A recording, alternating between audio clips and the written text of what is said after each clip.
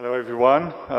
Apologies for doing this presentation in English, but my Russian is extremely low, so I hope that it will be okay for you. So today what I'm going to do, I'm going to talk to you about connected life. And so not only about IP technology, but what IP enables us to do in a world where connectivity is key to enable new workflow. And in our case, at EVS, live is a key element of what we are doing.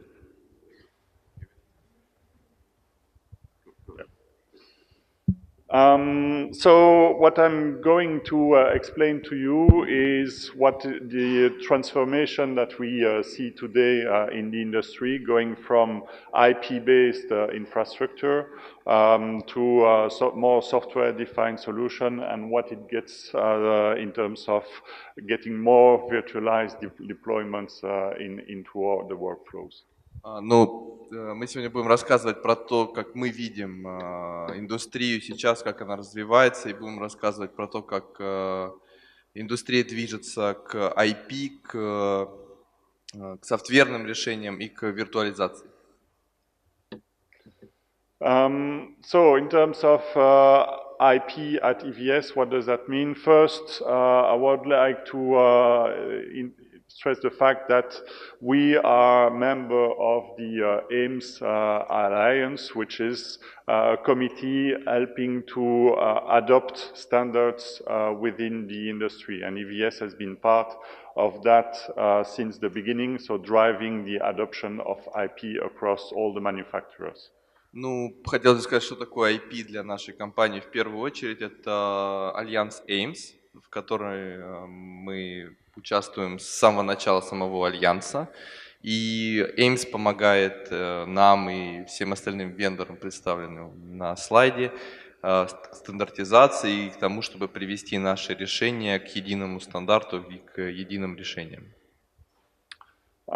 This convergence amongst all the different manufacturers allow us to make a very good progress since the past years in terms of getting interoperable solutions around video over IP. So the first step was to come up with SMPTE standard for video and audio as the SMPTE 2022-6, but it's now moving towards a very clear standard with the SMPTE 2110, allowing new workflow with separation of video, audio, and metadata, and also everything which is related to the automatic discovery and registration of devices with NMOS.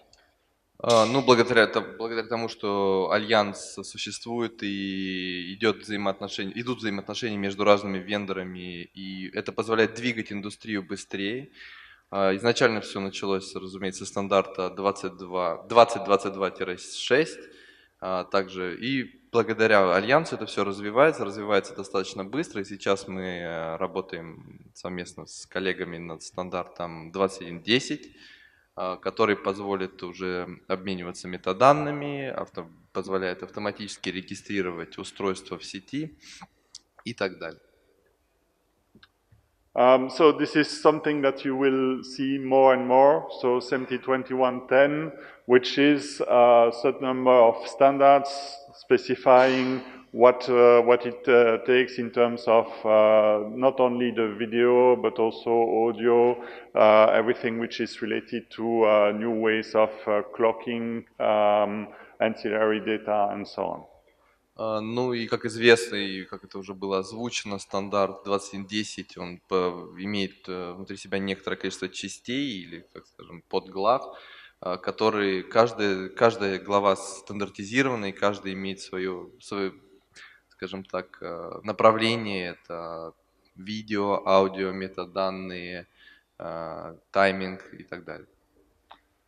What does that mean for our EVS products? So the first product which is IP enabled in our product range is our live video server. So the XT4K and XS4K is right now supporting IP inside the server, first as SMT 2022-6, and later in the coming months we'll have the full support of 2110 with the NMOS registration as well. Касательно наших продуктов, поддерживающие IP, первым продуктом, который стал поддерживать, это наши видеосервера XS 4K, XT 4K. На данный момент поддерживают стандарт 2022.6.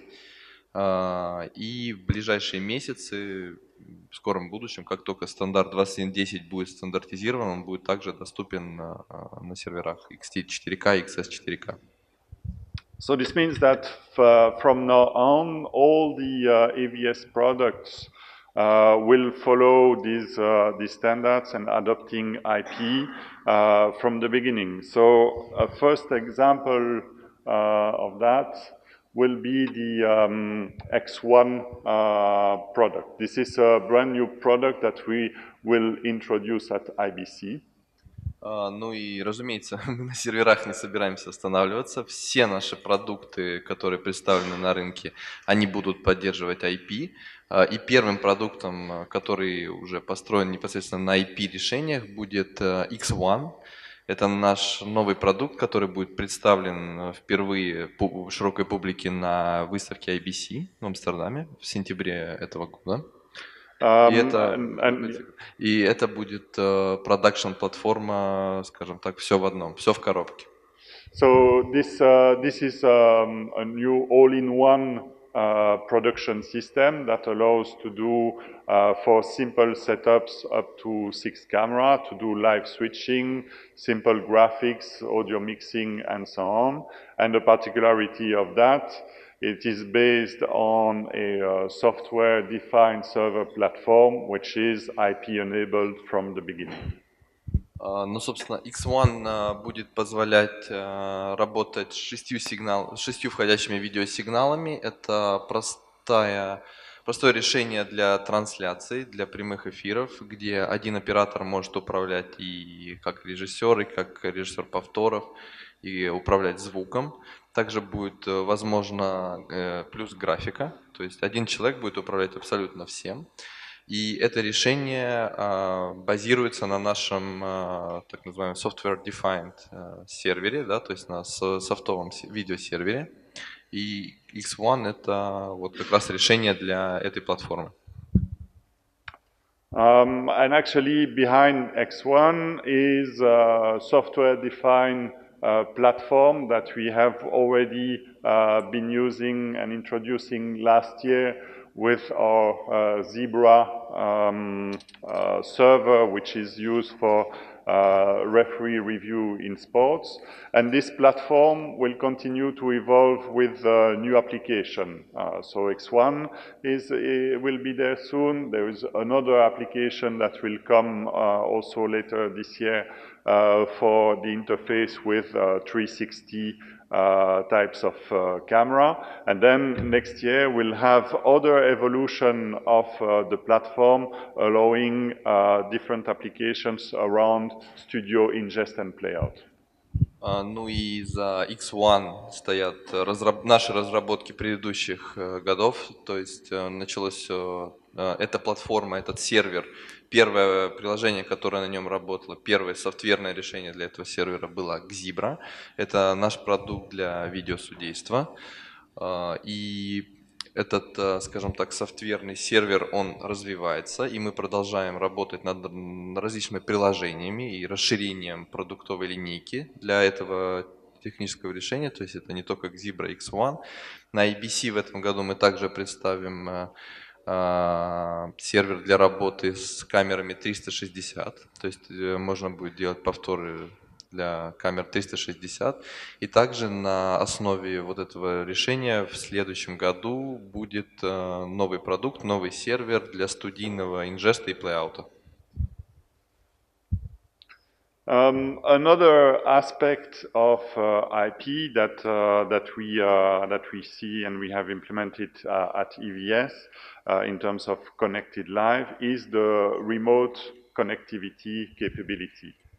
Ну и также, о чем мы над чем мы активно работаем и который часть нашей стратегии, это о том, что сейчас очень многие вещатели предпочитают удаленное производство и очень большое внимание уделяют соединению различных локаций. So in this connected world, IP Web is an EVS product that allows you to have distant access to all the content which is managed by EVS, and this can be achieved from any location through a simple web browser interface accessing the proxy remotely. Ну, и вот как вариант такого приложения, это IP-Web, очень простое приложение, которое позволяет осуществлять доступ ко всему контенту, который управляется продуктами компании EVS. И данное приложение доступно из любой точки через любой браузер.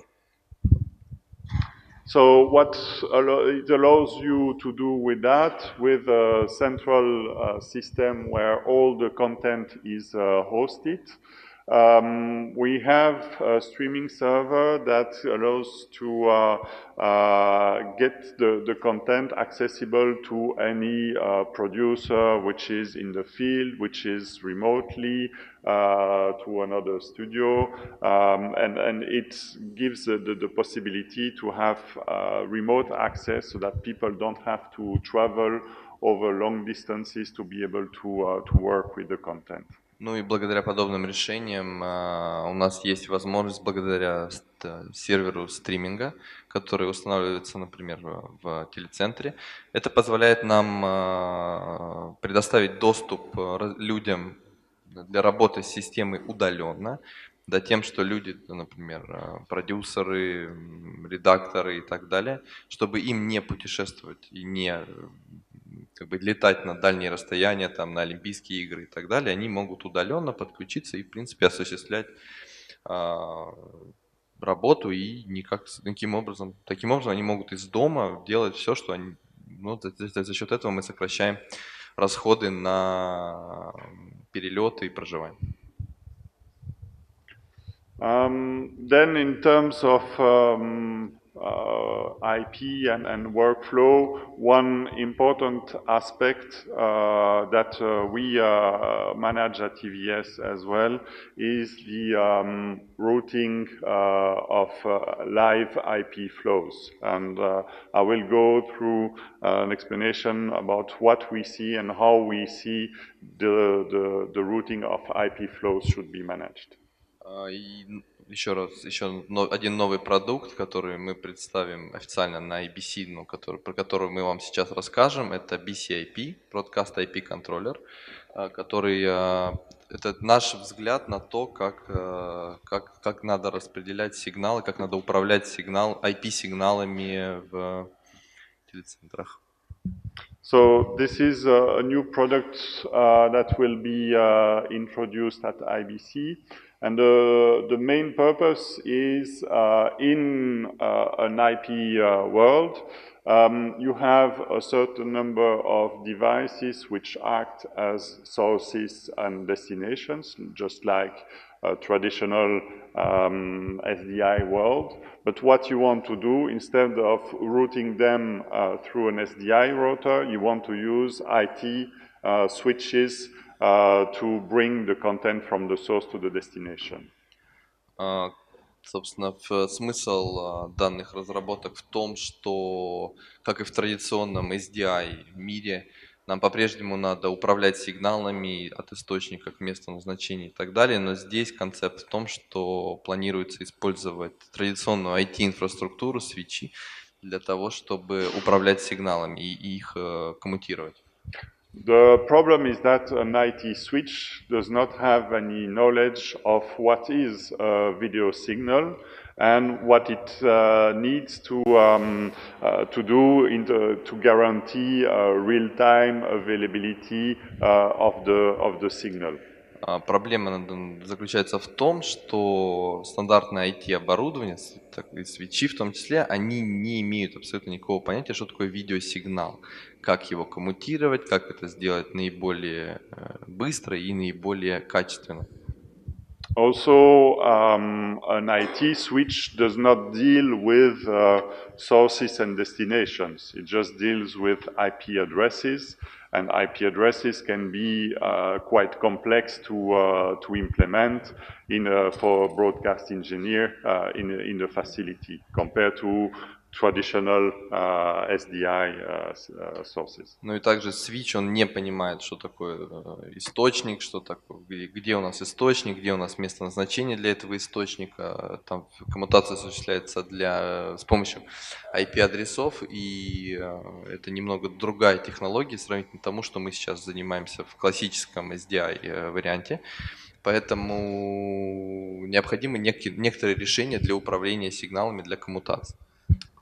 So what we do with the BCIP is we provide the layer that will talk to the IT switch and interface with the router control so that everything which is familiar to the broadcast engineer in terms of the user interface for the management of the routing can be translated by the BCIP to the network infrastructure. В общем, что мы предлагаем, это такой сервис, такой, скажем так, устройство где-то между традиционным контролем, роутер-контролем, да, то есть между контролем сигналов и между свитчами. То есть это такой интерфейс, который будет передавать, транслировать наши задачи, нашу коммутацию непосредственно уже инфраструктуре, свитчам и так далее.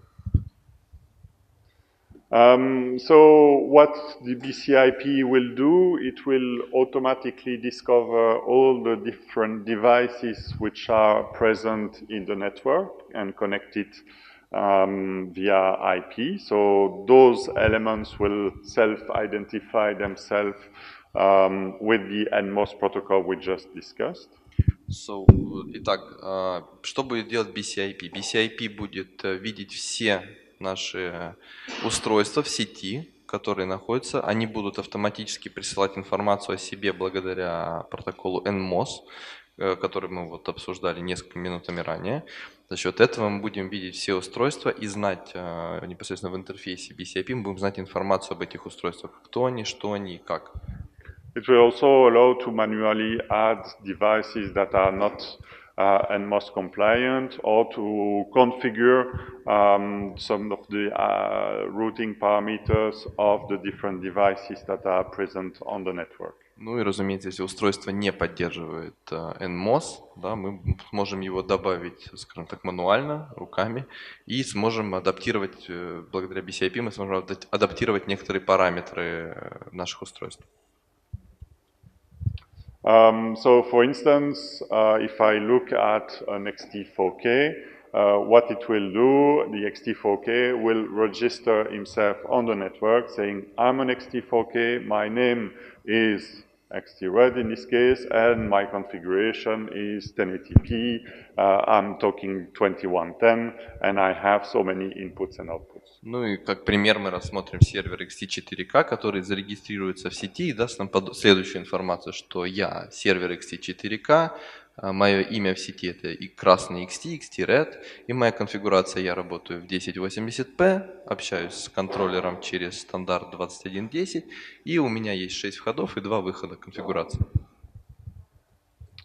Then in terms of the routing control itself, the BCIP can talk to multiple router control systems. So for instance, the different router control panels that you would have in the control room. Using a native API or Amber Plus protocol, and that will be translated into commands for the IT switch below. Ну и, как мы уже говорили, BCIP будет общаться с различными устройствами управления управления сигналами.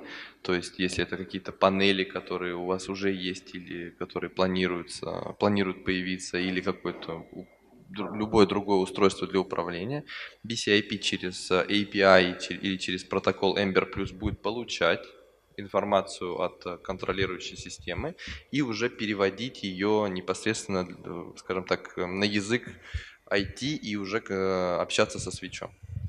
It provides all the control which is needed to route video flow or audio flow as well. Ну и будет предоставлять всю информацию позволять коммутировать видео и аудиосигналы.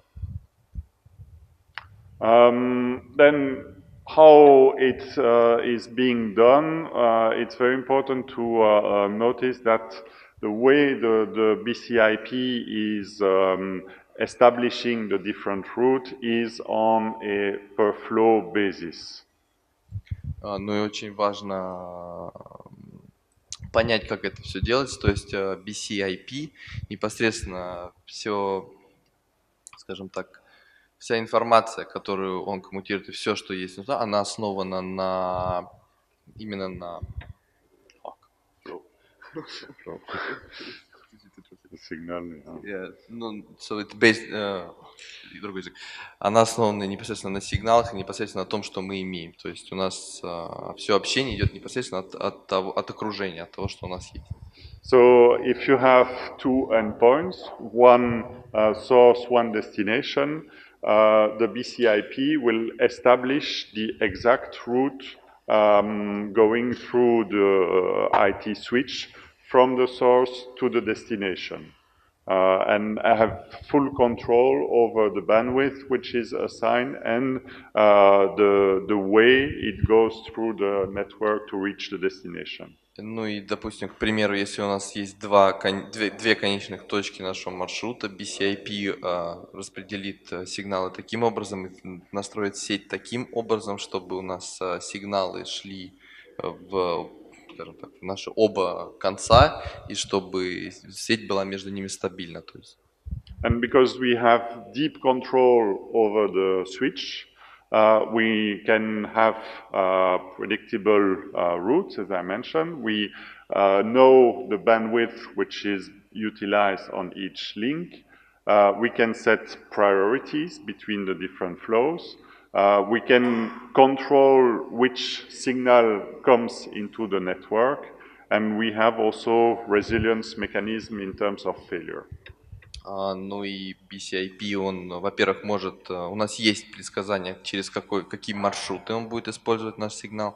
Также мы можем контролировать полосу пропускания, мы будем знать полосы пропускания, сколько свободно или сколько занимают наши сигналы в данную минуту. Мы сможем перераспределить сигналы в случае необходимости, ну и также, разумеется, есть решение на случай проблем, скажем так, каких-нибудь ошибок. Система адаптируется и находит лучший маршрут в случае каких-либо проблем.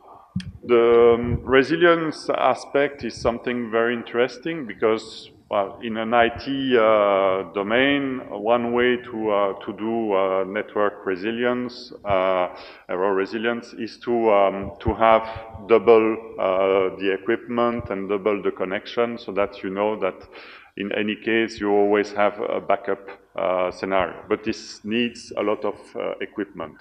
Ну, разумеется, самое известное, самое удачное решение на данную минуту, самое популярное решение на данную минуту для создания, скажем так, защиты и резервирования, это, разумеется, иметь все оборудование дважды, да, на случай, если произошли какие-то помехи, у нас есть полная копия, и мы можем работать на ней. Но это очень дорого и требует очень большого количества затрат и оборудования. So with the BCIP, this is something that we can implement as a way to reroute signals where some path is faulty. Ну и с помощью BCIP мы сможем перенаправлять сигналы, если какая-то часть у нас вышла из строя или мы сталкиваемся с какими-либо проблемами. Yeah, the one also important aspect of the BCIP is that it supports all the classic IT network topologies. It is based on switches from Cisco or Arista that we talk directly with their API. Очень важно сказать, что BCIP поддерживает все стандартные топологии IP-сетей, и мы общаемся непосредственно со свитчом напрямую через API и либо Cisco, либо Arista. Yeah. So, in a summary, what the BCIP is doing, so it is AIMS compliant, so we can route any flow which is according to the standard. We are doing real per flow control over the network. We have the ability to have to work with code switches like Cisco or Arista. We manage the different devices, and one aspect that we also do regarding the BCIP is that we can control some smart edge devices that we do for clean switching or NATing of signals. Ну и как уже обсуждалось ранее, мы члены альянса AIMS, что позволяет нам с помощью BCIP контролировать и управлять всеми устройствами вендоров, которые непосредственно в альянсе. Поддержка всех существующих на данный момент стандартов уже интегрирована, и 2010, как только он будет стандартизован, он будет также добавлен. Ну и благодаря тому, что благодаря тому, что помимо наших устройств в альянсе еще также другие устройства, и благодаря тому, что мы общаемся со свитчами напрямую, нам позволяет с помощью наших умных устройств, таких вот edge devices, можем осуществлять, например, чистое переключение, то есть когда у нас два сигнала коммутируются, мы можем добиться минимальных, скажем так, сложно сказать по-русски, но минимальных проблем при переключении. And the last aspect that I wanted to talk about today is how also IP enables virtualization of equipment. Ну и последнее, о чем бы мы хотели сегодня рассказать, это о том, что благодаря IP у нас появляется возможность виртуализации наших решений. So what we have in the current situation, if you want to do a production in a control room, you have to plan the hardware design of that control room, and if you want to have multiple productions on multiple control room, you have to replicate each time the setup. Ну и как сейчас ситуация такая, что если нам надо осуществить какой-то продакшн где-либо один раз, то нам необходимо закупить какое-то оборудование, какое-то железо. Если нам необходимо делать подобные вещи в 2-3 местах одновременно, нам необходимо покупать 2 раза оборудование, 3 раза оборудование и так далее. In a virtualized production infrastructure, what you want to do is you want to centralize your equipment and distribute them to connected control rooms. И в чем смысл виртуализации? О том, что мы можем расположить наше решение в одном месте и уже непосредственно подключаться к этим решениям из разных точек. In that case, what you do, you centralize the equipment and you look at the different functions that you need to enable for a particular production. And then for the second production, you can reuse the same equipment, maybe with a different set of tools that you enable. И уже непосредственно в таком решении мы устанавливаем все наши решения, все наше оборудование в каком-то месте и уже непосредственно подключаемся в зависимости от нужд. Может быть, какие-то варианты решений необходимо использовать для вот этого продакшна, но не надо использовать здесь. И это позволяет нам быть гибкими в производстве. So what it really enables is flexibility in terms of reusing your equipment. So quickly on the summary of what I just discussed here, at EVS, Connected Live means having IP-enabled products, means having the possibility to connect different sites together. It also means that we bring a new solution for managing and routing live infrastructure, and it also means more flexibility in terms of production tools through elastic production and virtualization. Итак, что такое наша концепция, наша стратегия Connected Live? Это говорит о том, что у нас есть продукты, которые работают в IP. Мы позволяем соединять различные локации вместе благодаря IP. Мы приносим на рынок не только продукты, но и решения для управления этими продуктами. И также позволяем нашим клиентам быть более гибкими в процессе использования их оборудования. Спасибо. Вопросы?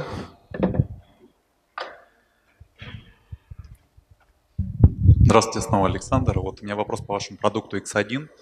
Вот два вопроса. Первый, он будет целиком IP или все-таки будет гибридный с SDI входами? И второй вопрос, почему именно 6? Это если это хардверный limitation, или вы маркетинга просчитали, что так?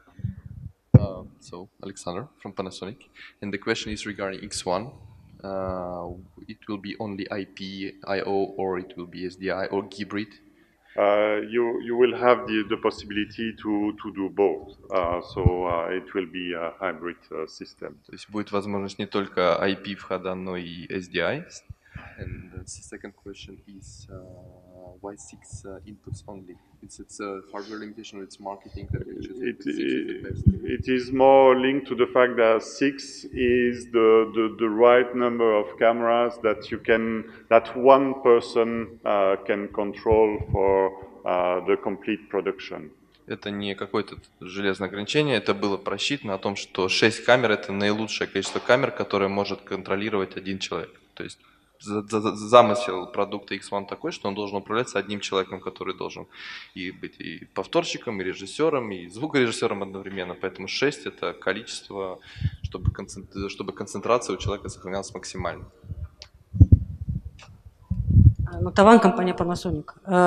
Вопрос, возможно, я недостаточно хорошо знаю, как 2110 устроено. Вопрос по раутингу. Насколько потоки видео, аудио, и дата, скажем так, надо ли их по аналогии с SDI деэмбедировать, если отдельный класс устройств, или в раутинге можно перенаправлять destination аудиопотоки в нужный destination, видео в нужный?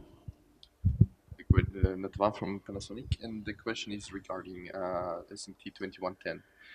Do we need like a standard SDI signal? Do we need to embed audio and the video to put them in the different destinations? Here, do we need any other device in case we need to route video to one destination, audio to other destination, and data to other? So if you come from an SDI world and you have an SDI signals and you want to go to IP, there are different ways to achieve that. Very simple one is to go 2022-6, which is just SDI over IP. But the problem with that is that you don't have the flexibility to route audio and video separately. So if you want to do that, you have to de-embed and then... 2110. In 2110, you have full control of separate video and audio. Video and audio. Yeah. По стандарту 20.22.6 это фактически SDI, который просто перенесли в IP. Если же есть необходимость, вот как был вопрос, управлять отдельно сигналами видео, аудио, это для стандарта 21.10 непосредственно. Да, все. Да, я вынужден прервать, Алексей. Во время кофе-паузы можно будет задавать вопросы, посмотреть, поработать на самом видеомикшере. Вот он здесь представлен. Слева. Я благодарю компанию EVS. Лорен, спасибо. Егор.